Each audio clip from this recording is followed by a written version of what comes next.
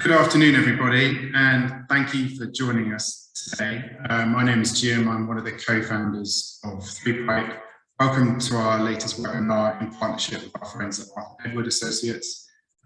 We are a brand performance agency that has specialist teams working across PR, editorial, social, paid media, creative, data science, and marketplace channels. The beauty sector is a big focus for us, and we work with the likes of Elemis, GHD, Cowshed, PZ Cousins, and L'Occitane, to name a few, where we are responsible for driving online retail sales through direct-to-consumer channels as well as third-party retail sites. As you know, the beauty sector, personal sector, well-being sector has had an unprecedented amount of change in the last 2 years. In our last webinar with Arthur Edward, we focused on adapting through innovative means in both their marketing and product development. But today, we're going to specifically focus on the topic of influencer marketing. Influencer marketing is proportionally becoming a much bigger investment channel for many of our clients, and it's great to spend some time thinking more strategically about this today, especially as we put our sales and marketing plans together for next year. We have a fantastic lineup of speakers today, including Heidi Bannister, founder of Arthur Edward, as well as our own Rita Martins, who's 3Pipe's head of influencer and social strategy. And we're also delighted that we're going to be joined by Tabitha Willett, who is a beauty influencer and Made in Chelsea TV star, where she'll be sharing her experiences and how she collaborates with beauty brands to create content across her own channels, but also across the beauty brands channels too. In terms of the running order for today's session, Heidi is going to provide a quick introduction to the company, Arthur Edward, and then Rita will be presenting insights which cover COVID's impact on influencer marketing, steps that brands can take to reset and declutter their influencer strategy, and examples of best practice from brands that we think are getting it right. And then Tabitha is going to join Rita for a bit more of a chat about her own experiences of working with brands during the pandemic and as we come out of it as well. As you signed up, you were able to ask questions, and we are going to touch upon those questions at the end of the webinar. But if anything comes up that you have at the front of your mind, please do use the Q&A and chat function, and we'll do our best to include those at the end of the conversation as well. So we will be recording the session. We'll send a link around at the probably tomorrow as we pull that together. But I hope you enjoyed the session, and I'm going to hand over to Heidi to get started. Thank you very much. Thanks, Jim, and hello everyone. Delighted to be with you all again, and it's always great to work with 3Pipe. Arthur Edwards, for anyone who doesn't know us, we are a specialist beauty recruiter. So we do search and selection and beauty recruitment for temps, contract and permanent staff. And really we work all the way along the supply chain. So we work with raw material companies, manufacturers, brands and retailers. So long as it's to do with beauty, we're involved. Marketing is a big part of what we do, and marketing jobs are very important at the moment. But we also work with the scientists, the research, the regulatory people, sales marketing, all the commercials, supply chain roles, demand planners, and anything and everything that's involved with manufacturing a product. So I hope you enjoyed today. Influencers is a huge part of the industry now, and I hope you're going to learn something. Thank you. Thanks, Heidi. So moving on to influencer marketing and where we currently stand. We're going to start with a few stats just to kind of set the scene on where the industry currently stands before we move on to our declutter strategy. So 56% of brands use the same influencers for different campaigns. This is great. However, it really shows that 44% of brands are still not using the same talent twice and throughout different long-term campaigns, which is quite interesting. Then 62% of fashion and beauty campaigns have influencers at the heart of every launch. Like you were saying, Heidi, it is a huge part of the industry at the moment. However, 42% of your audience will be using an ad blocker. And I'll get on to why these matter so much shortly and explain why actually influencer marketing will help with this. Also, 70% of teenagers actually trust influencers more than they do celebrities and mainstream media, which just shows the power to actually invest in this. There's also this, we've all been through lockdowns, and actually one of the biggest challenges that brands found over the past year, 2 years through the pandemic is that finding the right talent. I mean, if you brand an influencer campaign, lately, you'll know that this is, you know, it's no small feat to actually find and use the resources to put together a list and actually find someone that will be right for your brand, because you want to make sure that that's the case. And also, 80% of brands have increased the influencer activity during the pandemic. And we see these a lot as an agency in terms of over the past year, we've had more influencer briefs than we did perhaps in the past couple of years, simply because now everyone wants to be on it. And during lockdown, everything was shut, stores were shut, and people were online more, people were at home. And so brands want to tap into where they can and where people are present. And that's mainly online these days. The result of this, it's clutter. It's everywhere. Every brand wants to be everywhere. Every influencer is creating lots of content for lots of brands. So there's the need to declutter. Although there are challenges to influencer marketing, there's still a lot of growth and there is still a lot of potential. It's not a channel that's coming to an end. It's a channel that's just beginning to grow. And also the fact that there's challenges on paid media and out-of-home advertising, for example, like we were saying with the ad blockers, in terms of these are increasing, meaning it's harder to track people and actually track every online movement that maybe you'd be able to track 5 years ago. And also the iOS updates that rolled out earlier this year, which are making things harder. And also, on the other hand of things, influencer marketing is actually becoming easier to track, which used to be nearly impossible. And brands always used to say, well, where do we see the result? And actually now, through things like Instagram paid partnerships, where you can actually see influencers' insights and link clicks and all other metrics that online channels and digital channels are adding, it's actually becoming increasingly easier to measure influencer, and it's adding up to other channels as well. So here's our strategy in how we actually would recommend decluttering your influencer marketing. Firstly, realistic expectations. You got to know your worth as a brand, but obviously you've got to acknowledge there's other brands in play. Your brand is the most important thing, always, and your content, you want to make sure that it's in line and that it portrays everything that your brand values do. However, influencers are brands of their own. They have an audience that they've gained, they have an audience that they reach every day and they connect with on a very personal level. This also means that they have their own methods to achieving those results. The reason you want to work with them is not just because, you know, there's a number to be following, it's because they actually have that relationship with the consumer that you might not have. So you need to let go a bit of the control. You can't ask of an influencer the same that you'd ask for a model at an e-com shoot. It's that simple. Words like collab, partner, ambassador, these aren't just words. If you're telling a creator, let's partner together over the next 5 months and create some really cool content, you really shouldn't be telling them, do this, I want this. You really should be a two-way street. It should be what works for you. In the past, I've seen you work with this brand and I loved your content. What was the process there? And actually approach it as a two-way collaboration, because when one wins, everyone wins. Secondly, we have strategic spending. And these might come as a bit of a shock, or it might not, but influencers create content which outperforms brand content. We see these with so many of our clients nowadays, and beauty clients especially. It's been happening for us over the past year, where when we A/B test brand content over influencer content, every single time, nearly every single time, influencer content performs better. And that's because it's more relatable, it's more real. In the beauty industry, people want to see real skin, real people, and they don't want to just see, you know, model plans content. And that's why it comes across and actually performs in terms of conversions and sales better. However, brands are still spending more in brand content than they are on creator costs. This means that there's demand for content marketing, which is in proportion to the demand there is in getting people to create content. But the demand actually means, obviously, just like any supply and demand, rates go up. The market's gone up. You can't expect to pay an influencer, you know, £100 or gifting only that perhaps 5 years ago would have worked. Rates have gone up. But it's not all bad, because you're getting 2 for 1 nowadays. One, you're getting your awareness. This is the traditional influencer marketing as it's always been known. This is why you're going to the influencer. You want them to create a piece of content. You want them to, you know, drive those views. You want them to get mentions for your brand and to their audience, and an audience that you don't have, and perhaps even bringing it onto you.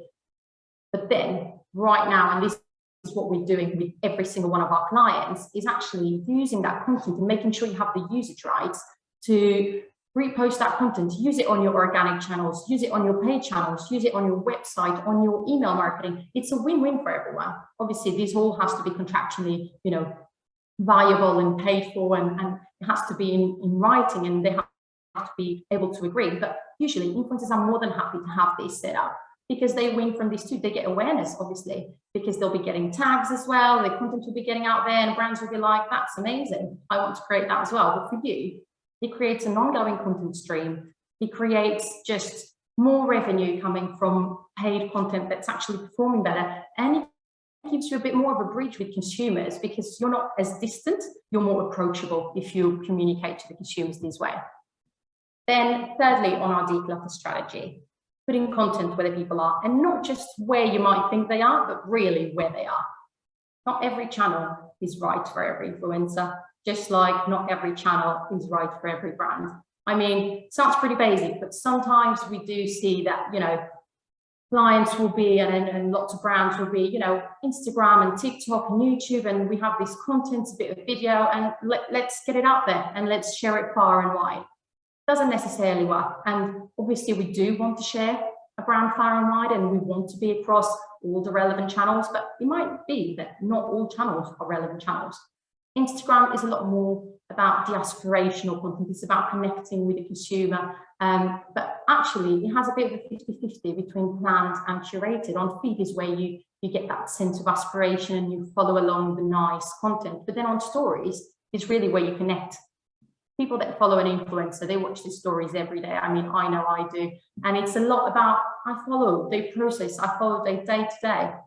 And that's where you connect, so that then once you see a feed post, you have that connection already built. While on TikTok, you don't have that. However, it's all about reactive content, it's about trend-led. You most likely can't plan a TikTok video a month in advance because the conversation will be here and it's going in there. So if your content's there, it's no longer relevant. If it's not as trend-led, you'll probably be okay, but it's very much about tapping into the conversations as and when they're happening. And in beauty, I mean, the power of TikTok is beyond. Right now, we'll go into a few examples later on because it's actually incredible. And then YouTube, people don't really talk about YouTube as much nowadays, not because it's not relevant, especially in beauty. It is so relevant still. It's mainly because it's such a mature channel that kind of sometimes just gets left behind. However, this is so relevant for beauty, skincare, cosmetics, in terms of it's curated content that's going to educate consumer. It's going to take them through how the product works, why it does this, what the results really are, and actually showing that on real people and getting video content that you can then pick up and take snippets from for other channels. Then this is probably what we get asked most about when we get approached by someone new. How do I pick the right talent? How do I know if I want to go for a nano micro influencer or if I want to go for a celebrity?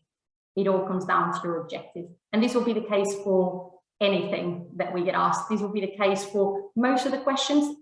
Start with your objective. It all comes after. So whether you're looking, for example, if you're looking for content, you probably don't need a celebrity to just create content for always on that you just want to repurpose and obviously get a few brand mentions. So you can probably go for a bit smaller influencers if you want to start driving that consideration, if you want to actually be able to share with journalists, this person was seen wearing this brand, for example, you probably need to go for the super influencer or the celeb factor on that. But really, it then comes back to budgets and making sure that you can achieve that objective with the budget that you have. I mean, it seems pretty basic, but sometimes you have to think how you can maximize that. So perhaps with your budget, you could get a celebrity.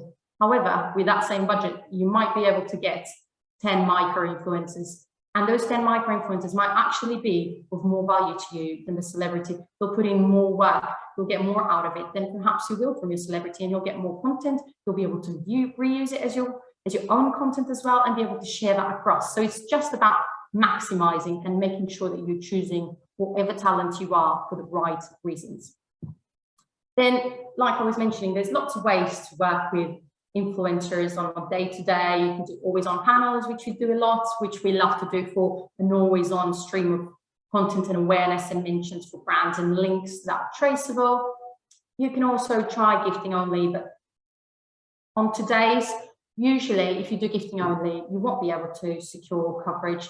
The content that you receive will likely be very low, or you will have zero control over it. It'll likely be a story mentioned. So it's about making sure that you are doing it simply because you actually just want to get your product out there, and not, you can't expect to gift someone and then get, you know, I need one post or one reel and all of this. It has to be all within the brief. And then our burst activations, which is something that we really still like doing, and it has amazing results. We're seeing this with a lot of our clients, which is one-off activations in spike times. So for example, if you have an always on panel, and then, for example, if your focus is on Mother's Day, for example, that seems far away now, but it will come up sooner than we think. And for example, for beauty, that's quite a big thing. And actually getting a few really big bursting points that you might not be able to work with and always on, but if you keep your mainstream always on and the bottom level, and then before Mother's Day, you get a few celebrities or super influencers to kind of post, people will keep getting reminded of you and actually see it before. And so these are what we like to keep for special moments throughout the calendar. So your influencer strategy doesn't have to be, you know, a one size fits all for the whole year. It's very much about making your perfect combination for the whole year, where during sometimes you have very high levels of activation, and sometimes a bit lower, but actually making sure that constantly people are hearing about your brand. Then fourth, and probably my favorite, to be honest, is treating the channel like a grown-up. Influencer marketing is not new. I mean, it's been around for a while. I feel like sometimes we still treat it as a new thing. However, I think the majority of times it's treated like a new thing, mainly because people are still including it as a separate thing, while it really should be part of the bigger picture. Influencer marketing is not a standalone. Lots of times we have, you know, we see that brands have, you know, we have these much spend on influencer marketing. It's kind of left there in the corner. Can we get some content and some people doing this? And, you know, how many people did we reach? 400K followers. And okay, measured, done, settled. When really what we're just going through is that should form part of your paid strategy. It should form part of your editorial social strategy. It could form so much. And really it's about making sure that you're tracking it every step of the way.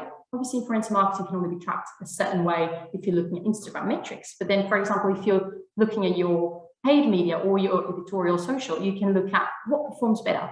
Is it when influencers post about the product? Is it when they really just talk about it and educate the consumer? Or is it actually just my product flat lays? And most likely you'll find it's not the product flat lays that usually perform.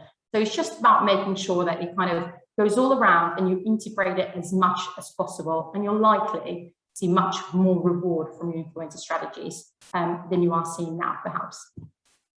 Which brings us on to measurement. I won't go through this whole slide, it feels quite wordy, but just in terms of transparency and how you work with influencer, and Tabitha obviously we'll talk through in a bit more detail into how actually bring influencers on board. But from a brand perspective, if you're trying to achieve a certain objective, if you don't tell your influencer exactly what you're trying to achieve, whether that's content or education about a product that's really just not easy to understand if someone wants to look at it on a shop, you need to let them know. They won't guess. And really what will work for one objective will be likely very different from what will work for another one. So for a tutorial, or really if it's just about the results.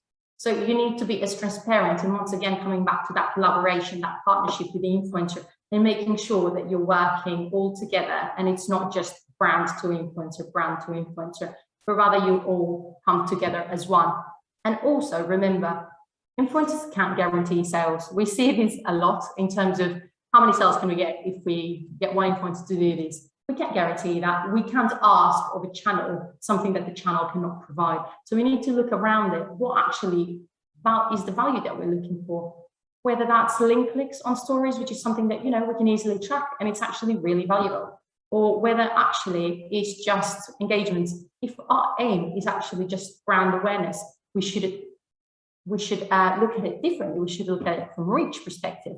And so looking around what might bring us those sales in the end, but without actually demanding sales of someone who cannot provide us and guarantee those sales. Most people won't just buy a product because they see it on an influencer once and buy it right then and there. It's usually a channel where we get things started, and then they'll go on to Google, for example, and then they'll buy it. But that's still part of the journey, of the consumer journey. So it's just ensuring all of those things are within mind and within the objective and KPI tracking.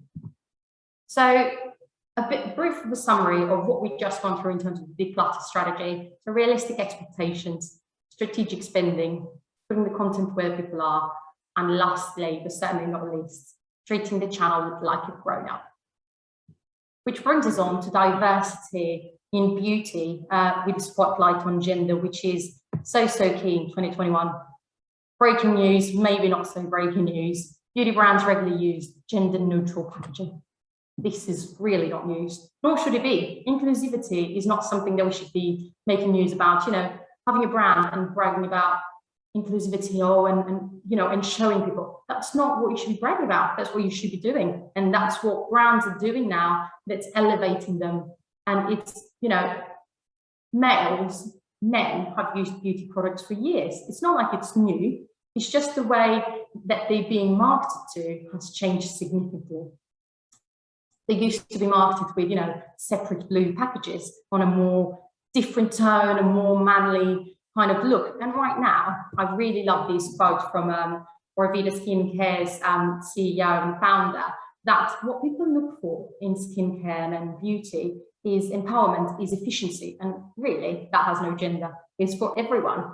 And so what we're suggesting is not that, you know, change how you do things or change what product you develop. It's just about making sure that that inclusivity is reflected all the way through your channels, including influencer marketing. So for example, if your brand caters for both, make sure you're not just including female influencers, but also male, because you'll add value from that. And really, your brand will be portrayed in all channels the same way.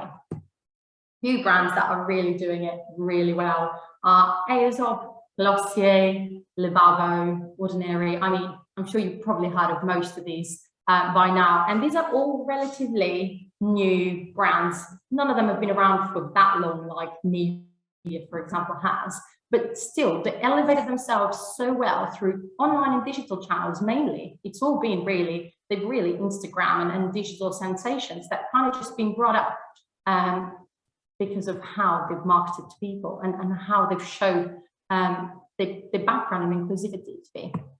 We'll go through two really quickly, just in terms of two examples that I think are absolutely brilliant. And the first one is Glossier. I mean, I'm a big fan of Glossier, and really the way they've done things is so amazing. They're always talking about how, you know, it's about the brand experience. It's about, you go on their channels and you see all sorts of people, and, you know, it's beautiful to see, and you still see the results on the product. It's not like it's making you just focus on something else. Quite the contrary, because you get to see how their product looks on probably a skin that looks closer to yours. And Glossier are amazing. I mean, they're not consumer-centric, just in marketing. And this is what we're talking about in terms of making sure that things represent not just, you know, on your website, not just on your Instagram or through your influencer marketing, but making sure it kind of goes around through your whole marketing strategy. But really, brands have been kind of dictating what, you know, what products they will make for consumers and then find a way to market those products. But what Glossier did was amazing in terms of they get in touch with their consumers and amplify that through influencer marketing in terms of what should we do? What do you need? How can we empower you to feel the best in your own skin?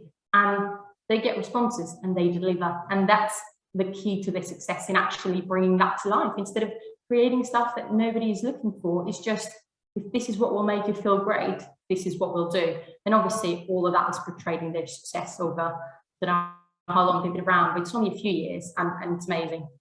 And just to end on a really good note, I really wanted to talk about CeraVe. I mean, this brand amazes me completely. They have obviously great products, but the power of TikTok, once again, just bringing this, is incredible. I mean, they sold out everywhere. CeraVe has been around, well, much longer than any other brands that we've been talking about. They've been around for years. I remember them when I was back at school, when I was young, and never heard from them again, in all honesty. Didn't really give it 2 days thoughts.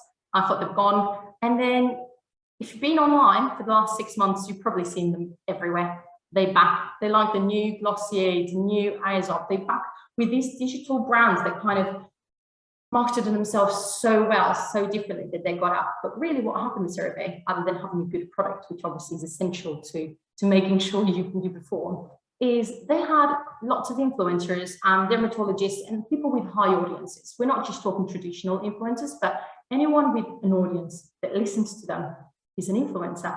And what happened was they kept sharing, and there were so many people sharing that consumers with their own audiences began to share as well. And this is how they kind of got to the virality element of things, because if I'm a consumer, but I have 100 followers and I promote to those 100 followers that I have, even though you might not seem like a lot to a brand, if you're talking about 100, 200, 300 people like me, you're actually just getting a lot more people and you're creating a cycle. So it's always something I find amazing and then just brilliant to remember is consumers can be influencers too, and they have the power to really shift your brand and actually just elevate you. You might need, you know, a bit of a jump start through real influencers with much bigger audiences, but remember that the end goal is to get the consumer buying and to get the consumer engaged with you and your brand.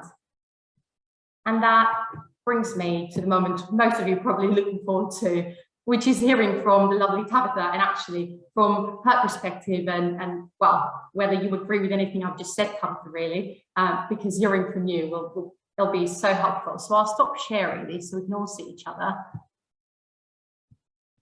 Here we are. Yeah, and so yeah, it'd be great to know. My first question to you really would be, how has COVID changed the way in which brands work with you, brands work with other influencers that you see, and kind of what have you noticed? I mean, I think, hi everyone, by the way. I think you really hit the nail on the head in the fact that it has, in the last 2 years, it's expanded and it's grown. Brands that potentially were putting all of their budget into other forms of advertising or marketing before have put so much of it now into their influencer strategies, and without giving it that much thought and not really sort of knowing what their price point might be, not really knowing who they're sort of going after. Are they going after the consumer? Are they going after, you know, conversion to sales and things like that? So, I mean, I think that, yeah, most of all, it has expanded and it's grown, but also it's just been quite cluttered, which is exactly what this all is about. But saying that, over the last 2 years, the brands that I have worked with, specifically beauty brands, actually, I do think that they have sort of gone like this into a direction where they are finding a niche and they are finding the people that they want to work with. They are realizing that, in fact, it really is worth the budget that they need to put into it. Like, we're not just people with a platform at the end of the day who take a selfie and upload it. There is so much that goes on behind the scenes, sort of, whether it's a case of managing your day, whether it's a case of hiring a photographer or self-shooting, and then if it's video content, to do video editing. And I mean, there's just so much that goes on behind the scenes. And then it's engaging with the customer as well. So I mean, it's an all-encompassing thing. And I do think that brands finally are actually understanding that these people like me, it is our full-time job and we do put our all into it. Yeah, that's so interesting. I was actually having a conversation yesterday about how, you know, we hire you to do a job and we expect that job to be delivered, but many times we don't see you as, you know, a supplier or a contracting like we would any other part of the business. And really, you are part of the business if you're, you know, it's your job and you're doing that part for a brand. So it needs to be the two-way street. Yeah, exactly. And also, I love what you said about partnerships and ambassadorships and things like that. It really is. Obviously, if you're a brand, it's your baby, it's your vision, and you really do need to pick and choose who you want to work with, and you need to make sure that you meet the same aesthetic. You need to make sure that you have the same ethics as the brand, whether that's, I don't know, body positivity or organic ingredients or anything like that.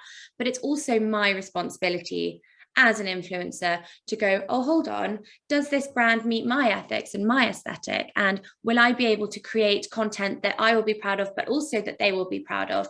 And equally, the content that I create, I know that the people that follow me because they like the content that I create, and therefore hopefully will like the brand that me and the brand have equally decided to partner on.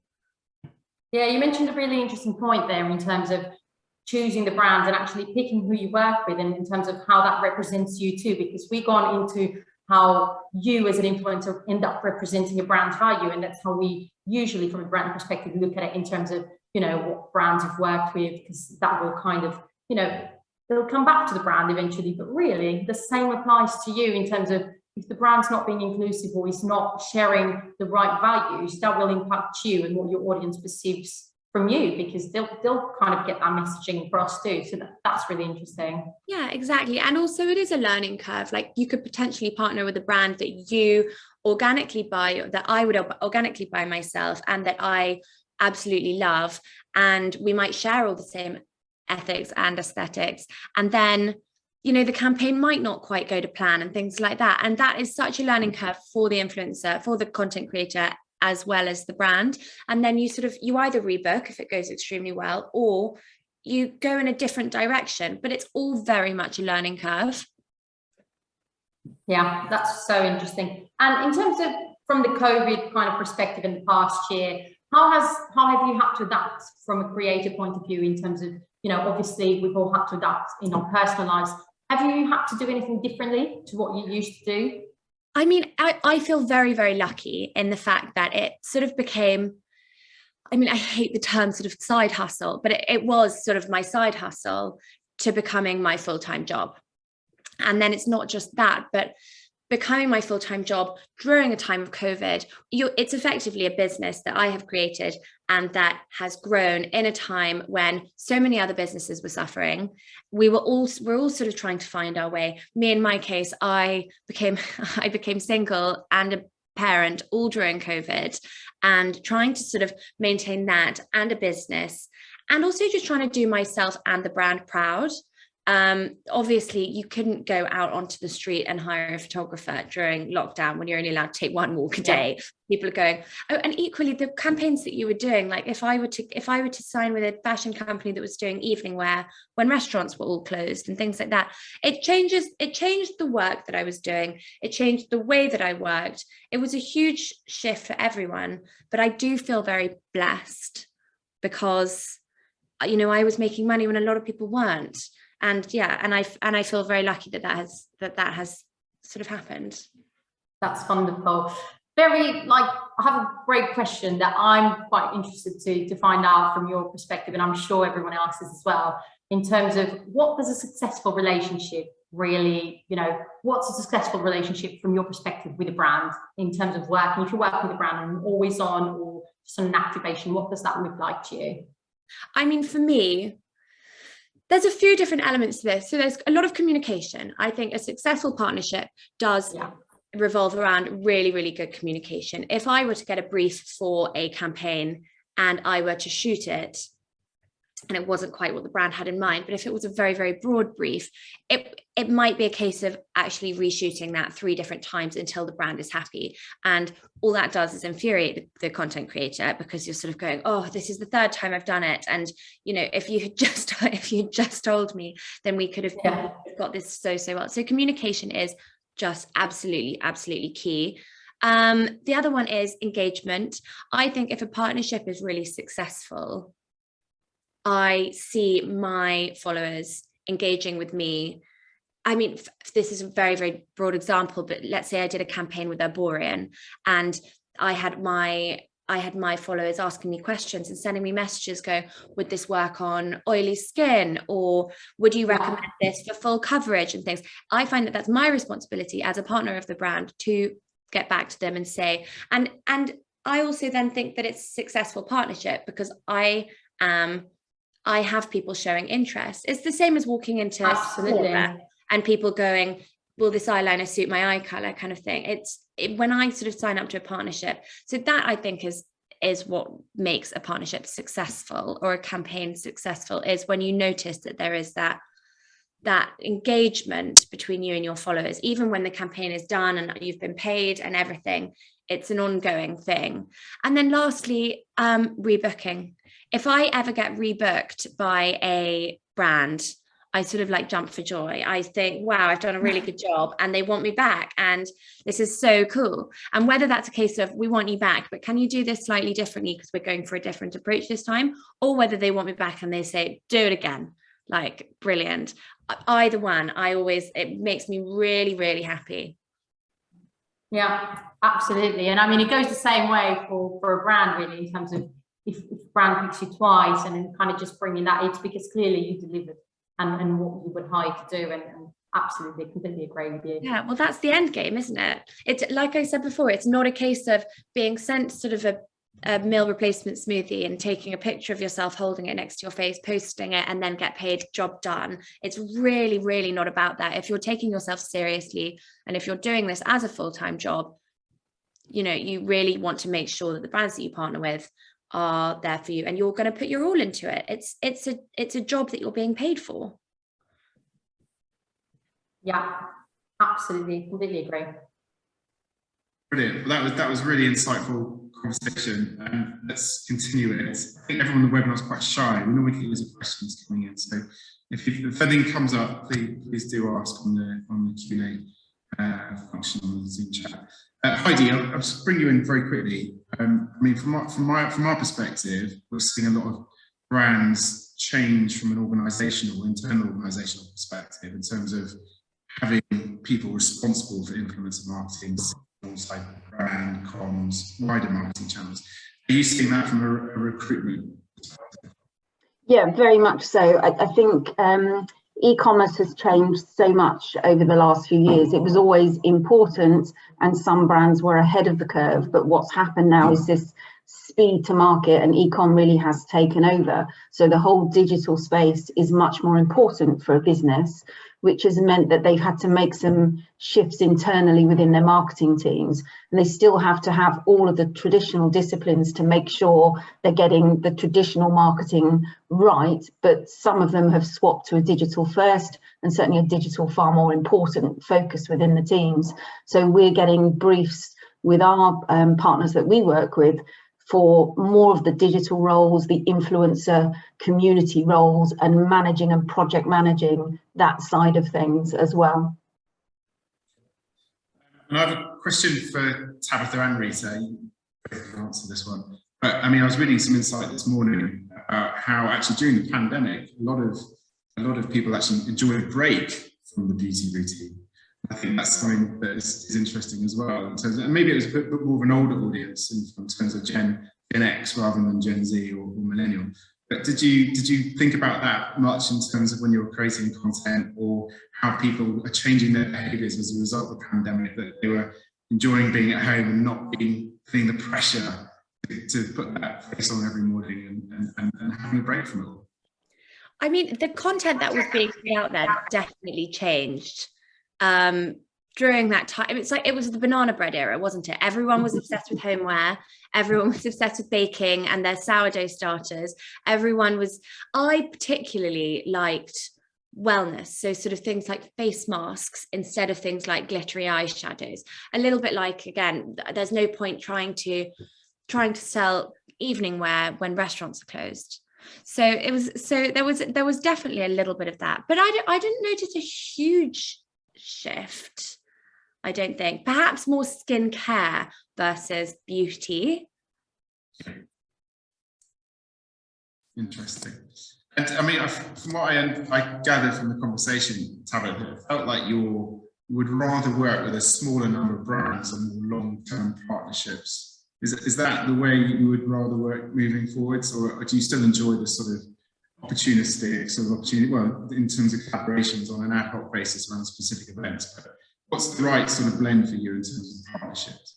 I think that it's definitely a case of, I mean, if you have 100 different brands that you partner with, not all of those brands are going to have the same ethics and things like that. And then you're going to seem very disingenuous to your followers. And then eventually people will be like, why are you partnering with, I mean, I don't know, deodorant, I'd like super organic skincare or something, as well as, I don't know, Botox and peels. I don't know if that's the right sort of comparison, but I mean, you want to seem as genuine as possible. And you also, so I do think that longer term relationships with a smaller number of brands is good. But saying that, I personally really do enjoy learning about new brands and learning about because skincare and beauty especially is changing all the time. There's new ingredients that are coming out. There's new fashions and fads and things like that I do find fascinating, even gadgets and things. So yeah, I'm quite particular in the fact that I prefer rebooking and having relationships with brands long term. But I think it's the same with any beauty junkie. You want to learn about the new thing, don't you? So sure. And what I probably didn't appreciate was that after the end of the campaign, you are still the ambassador for that brand, because you're dealing with questions coming in post-campaign or post the relationship with that brand. And how long does that, in your experience, go on for, in terms of you still becoming an advocate for that brand post-campaign? Yeah, I mean, there's no sort of deadline. I had a question yesterday about a pair of leggings that I swore by. I bought them last winter and I haven't even unpacked them this winter. And the person said, those commando leggings that you recommended last year, you know, would you recommend sizing up? And it's things like that where people that follow you really do remember you, and people do really, the conversation goes on. It's not a case of just getting paid and then you're done with that campaign. It's which again is why if you partner with a brand that doesn't quite suit you and vice versa, you know, you've got to be prepared to have to answer to yourself. If you recommend something that you don't actually enjoy, you've got to be responsible to actually then follow that up. Sure. And you know, customer service isn't something that everyone enjoys necessarily. So Heidi, one of the questions that we sort of had coming through was concerns about the cost of influencer marketing, and also I think a lot of brands dipped their toes in over the last few years and may have made some mistakes. So how do you go about advising your own clients about how they should budget for this? Yeah, I think Rita touched on this during the presentation, and I think the ROI is always important in marketing, and this return on investment, this is what we want to know. And it's not always a straightforward click through to purchase. It's a building awareness, building content, building the brand. So you can't always justify every pound of your budget, but I think it's much easier to measure these days. The other thing that we often will recommend a company that's not really already spending a lot in the digital space is potentially bring in either a consultant or an agency like yourselves, bring them in to start looking at what it is and really hone down the process. What do you want to achieve? Who is the target audience? And then looking at the existing team that you have and who could step up within that team, who potentially needs a bit of training within that team, and whether there's someone within your existing company that can act as that project manager to really focus on this particular assignment and drive it through. So I think that's a nice way. For us as recruiters, we do well with a permanent placement, and that's how we make our living. But sometimes bringing someone in on a permanent basis isn't the right thing to do, and we would always advise our clients if we felt it wasn't right for them to do that. So I think a consultant will help you plan, manage, and set down the systems and the procedures to really get the right results that you need from a campaign. And Rita, how best do we identify the users? What's the best mix of, I don't know, technology or tools that we're using versus just good old-fashioned desk research and checking out people's feeds? Yeah, so we get that question quite a lot, so I'm not surprised. It will very much depend on what exactly you're looking for. There are a number of tools. I mean, so many tools out there, and some will be better than others. What I find sometimes is that actually sometimes just knowing about the market and doing it manually might actually get you better results, because sometimes a tool will scan through, you know, bio descriptions and quite technical stuff that actually those might still not be the right people. But when you know who you're looking for, and for example, if you find one person and you're like, for example, you find Tabitha's profile, I'll use you as an example, Tabitha, and just go, we want more of profiles like her. So we'd want her, but we'd want 10 others that kind of go similar. Platforms like Instagram suggest other people to follow. You can see who you interact with. You can see what sort of content you put out there, what sort of type of places, what brands have you collabed with, because most likely, other brands have done the same. And so you can kind of get into a bit of an Instagram or TikTok hole, which I do quite often, and I get to call it a job, which is great. But a lot of the times, just actually knowing exactly what you're looking for is the best tool you can have, because sometimes paying for, you know, a platform might not get you exactly where you want to be. Sometimes it might just do the job, but knowing exactly what you want is definitely my best suggestion. Okay. And then a question for Tabitha, just in terms of your own creative inspiration, and where do you get your own ideas from, and who do you follow? Oh, I mean, I've got my sort of top 5 that I follow, and they're mostly all quite fashiony, beauty orientated. Love Flavia Stucken, love Laura Will's Fashion Bug blog, love A Mum Lifestyled. I've got a little 2-year-old girl, so also things like that.